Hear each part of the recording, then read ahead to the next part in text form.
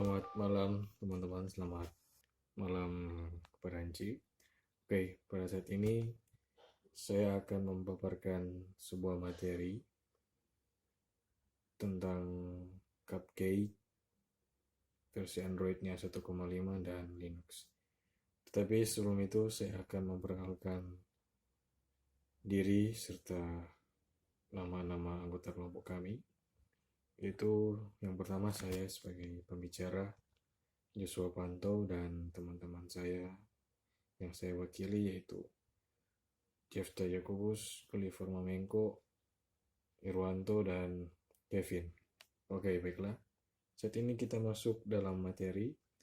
Yang pertama kita masuk dalam Android Cupcake versi 1,5. Android Cupcake adalah versi ketiga dari Android yang dikembangkan Google dan sebuah rilis platform utama yang dapat digunakan untuk headset yang diperdayakan Android mulai bulan April 2009 yang tidak lagi didukung.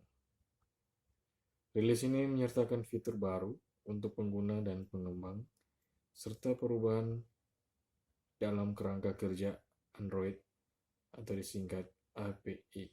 Untuk pengembang platform Android 1.5 tersedia sebagai komponen yang dapat diunduh Android SDK. Kita lanjut, Android 5 menyertakan fitur-fitur baru seperti keyboard di layar dan dukungan Bluetooth, serta peningkatan fitur yang ada, seperti perubahan UI untuk manajemen aplikasi dan beberapa aplikasi Google. Android Cupcake 1,5 dirilis pada tanggal 30 April 2009. Dimulai dari versi ini, penamaan menggunakan nama makanan pencuci mulut. Karena merupakan versi ketiga, maka penamaannya dimulai dengan huruf C dan Cupcake menjadi nama resminya. Jadi itu untuk materi Cupcake tentang atau Android versi 1,0. Oke, baiklah. Saat ini kita masuk dalam materi yang kedua, yaitu tentang Linux.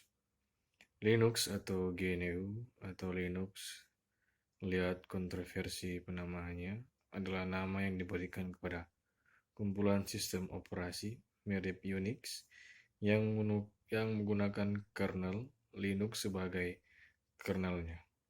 Linux merupakan proyek perangkat lunak bebas dan sumber terbuka terbesar di dunia. Seperti perangkat lunak bebas dan sumber terbuka lainnya pada umumnya. Kode sumber Linux dapat dimodifikasi, digunakan dan didistribusikan kembali secara bebas oleh siapa saja.